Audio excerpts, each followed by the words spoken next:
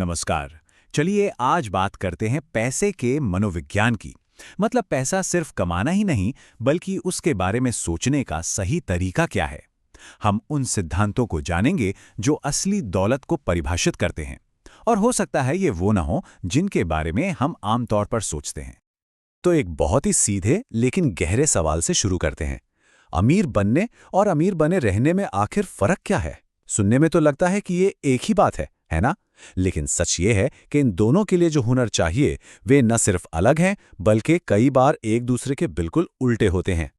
आइए इसी बात को थोड़ा और गहराई से समझते हैं। पहला और सबसे जरूरी सिद्धांत है ये मानना कि दौलत बनाना और उसे संभाल कर रखना ये दो बिल्कुल अलग अलग खेल हैं और दोनों के नियम भी पूरी तरह से अलग हैं। अब यहीं पर दो अलग अलग माइंडसेट का टकराव होता है। देखिए, अमीर बनने के लिए जोखिम लेना पड़ता है, आशावादी रहना पड़ता है और कभी-कभी बड़े और साहसी फैसले लेने पड़ते हैं। लेकिन अमीर बने रहने के लिए ठीक इसका उल्टा चाहिए। थोड़ी विनम्रता, थोड़ी सी घबराहट और जोखिम से बचने की आदत। यही तो मजेदार विरोधाभास है। जो हिम्मत दौलत दिलाती है, वही उसे डुबा भी सकती है। तो फिर अमीर बने रहने के नियम क्या हैं? सबसे पहला, बस टिके रहो। खेल में बने रहना किसी भी बड़े रिटर्न से ज्यादा जरूरी है। दूसरा, गलतियों की गुंजाइश हमेशा रखो, एक सेफ्टी नेट जो एक बड़ी गलती से सब कुछ खत्म होने से बचाए। तीसरा, बोरिंग चीजों को अपनाना सीखो। दौलत को बचाना कोई रोमांचक काम नहीं है, ये अनुशासन का काम है। और सबसे जरूरी, बर्बादी के जोखिम से हर कीमत पर बचो। मतलब कोई भी एक दाव इतना बड़ा नहीं होना चाहिए कि अगर वो गलत पड़ जाए तो खेल ही खत्म हो जाए। अच्छा, दौलत बचाने की बात तो हो गई, लेकिन वो जो बड़ी बड़ी सफलताएं होती हैं वो मिलती कैसे हैं? इसका जवाब थोड़ा उल्टा है और ये छिपा है आउटलायर्स की शक्ति में। मतलब वो कुछ गिनी चुनी असाधारण घटनाएं जो सारा खेल बदल देती हैं। हकीकत ये है, और ये सुनने में थोड़ा अजीब लगेगा, कि बिजनेस और इन्वेस्टिंग में ज्यादातर बड़े नतीजे कुछ गिनी चुनी बड़ी घटनाओं से ही आते हैं। इसे टेल्स यू विन का सिद्धांत कहते हैं, जहां कुछ मुट्ठी भर फैसले या प्रोडक्ट्स ही आपकी ज्यादातर सफलता की वजह बनते हैं। इसे ऐसे सोचिए, मान लीजिए किसी ने 10 नए प्रोडक्ट्स लॉन्च किए, उनमें से 9 बुरी तरह से फेल हो गए। और ये कोई हैरानी की बात नहीं है, ये तो इस प्रक्रिया का हिस्सा है।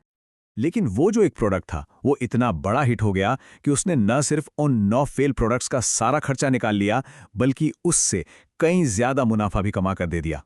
बस यही है एक आउटलायर की असली ताकत। यहां से जो सबक मिलता है ना, वो बहुत गहरा है। हर बार सही होना जरूरी नहीं है। जरूरी यह है कि बस तब तक टिके रहा जाए जब तक वो कुछ बड़ी जीतें हाथ न लग जाएं। रणनीति लगातार सही होने की नहीं, बल्कि लंबे समय तक मैदान में बने रहने की है। ठीक है, हमने समझ लिया कि दौलत कैसे बनती है, कैसे बचती है। लेकिन ये सब क्यों? मतलब वित्तीय सफलता का असली मकसद क्या होना चाहिए? इसका जवाब शायद सोचने का नजरिया बदल दे। तो ये रही दौलत की एक नई परिभाषा। असली दौलत का मतलब है हर सुबह उठकर ये तय कर पाना कि आज का दिन कैसे बिताना है, अपने समय पर पूरा नियंत्रण होना। ये लग्जरी चीजों के बारे में नहीं है, ये आजादी के बारे में है। यही असली इनाम है। सोचिए, ये जो आजादी है ना, ये किसी भी महंगी गाड़ी, बड़े घर या किसी फैंसी ऑफिस टाइटल से कहीं कहीं ज्यादा कीमती है। अपने घंटों पर नियंत्रण रखना ही असल में सबसे बड़ी संपत्ति है। और यही बात सीधे बिजनेस पर भी लागू होती है। लक्ष्य कोई बहुत बड़ा बिजनेस खड़ा करना नहीं है। लक्ष्य एक ऐसा बिजनेस बनाना है जो आजादी दे। लेकिन पता है, आजादी की ये जो तलाश है, ये अक्सर एक मनोवैज्ञानिक जाल में फंस जाती है। इसे कहते हैं man in the car paradox. ये एक ऐसा भ्रम है जो हमें स्टेटस के असली मतलब के बारे में धोखा देता है। एक आम सा सीन है, कल्पना कीजिए। सड़क पर कोई बहुत महंगी चमचमाती कार चला रहा है। अब जरा एक पल के लिए रुककर सोचिए, उस पल में लोग असल में किसकी तारीफ कर रहे होते हैं? क्या वो उस ड्राइवर की तारीफ कर रहे हैं? और यहीं पर वो पूरा खेल है।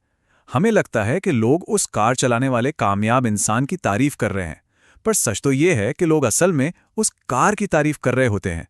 वो उसे देखकर अपनी इच्छाओं का पैमाना बनाते हैं और सोचते हैं, वाह, काश ये कार मेरे पास होती तो लोग मेरी भी तारीफ करते। तारीफ वस्तु के लिए होती है, मालिक के लिए नहीं। ये चीज हमें एक बहुत बड़े माइंडसेट शिफ्ट की तरफ ले जाती है। अमीर दिखने की चाहत से हटकर आर्थिक रूप से आजाद होने की सोच तक। सच्ची दौलत अंदरूनी होती है और अक्सर बाहर से दिखाई नहीं देती। तो इन सारी बातों को अगर हम जोड़ दें तो सच्ची दौलत पाने का एक साफ सुथरा खाका तैयार हो जाता है। तो ये है वो नई सोच का ब्लूप्रिंट। पहला, हिम्मत और अनुशासन का बैलेंस, अमीर बनना भी सीखो और बने रहना भी। दूसरा, जीतने के लिए टिके रहो ताकि वो बड़ी असाधारण जीते हाथ लग सके।